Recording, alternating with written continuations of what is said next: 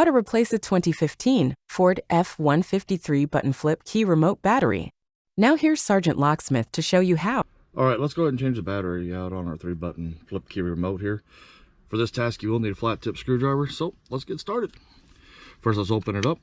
After you open it up, you'll notice where the key sits in here, the back side of the remote. This doesn't have the Ford emblem, yours will, hopefully. If you look right in here, there's a little indentation. Push that and you should twist a little and she'll pop out. Once she does that, lift it open. You'll notice right here, the battery needs to be pushed that way, so let's go ahead and push it and lift up. Battery came out.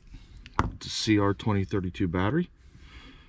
Now when you reinstall it, positive side up, put it towards that lip again, push in, push down, take your backing on there, and there you go. You did it. Thanks again for watching. Leave a comment down below, give us a thumbs up if we helped you. Have a good day.